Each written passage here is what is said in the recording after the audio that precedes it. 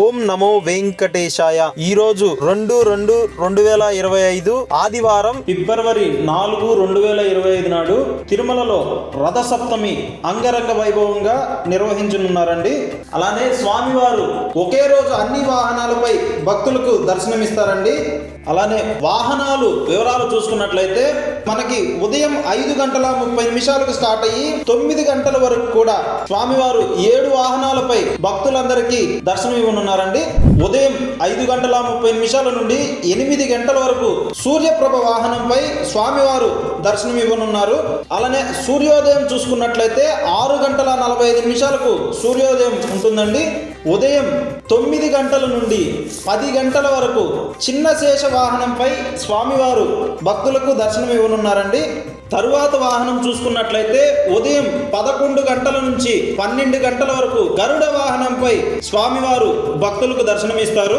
తర్వాత మధ్యాహ్నం 1 నుండి 2 గంటల వరకు హనుమంత వాహనంపై స్వామివారు దర్శనం ఇవ్వడం జరుగుతుందండి. అలానే మధ్యాహ్నం 2 నుండి 3 వరకు స్వామివారికి చక్కెర స్థానం ఉంటుంది. అలానే సాయంత్రం 4 గంటల నుండి 5 గంటల వరకు స్వామివారు కల్పవృక్ష వాహనంపై భక్తులకు దర్శనమిస్తారు. అలానే సాయంత్రం 6 గంటల నుండి 7 గంటల వరకు సర్వభూపాల వాహనంపై స్వామివారు భక్తులకు దర్శనం ఇవ్వనున్నారు.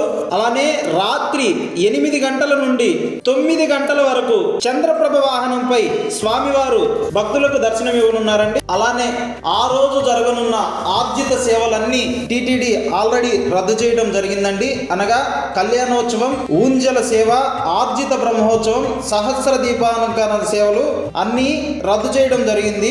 అలానే మనకి ఈ వాహనాలన్నీ కూడా సంవత్సరంలో మనకి బ్రహ్మోత్సవాల టైంలో మాత్రమే, అది 9 రోజులు స్వామివారు అన్ని వాహనాలపై భక్తులకు దర్శనం ఇవ్వడం జరుగుతుందండి. అలానే భక్తులు ఆ రోజు చాలా ఎక్కువగా వచ్చే అవకాశం ఉందండి. తిరుమలకు వచ్చే భక్తులు తగు జాగ్రత్తలు తీసుకొని తిరుమలకి రావాల్సిందిగా టీటీడీ వారు సూచిస్తున్నారు.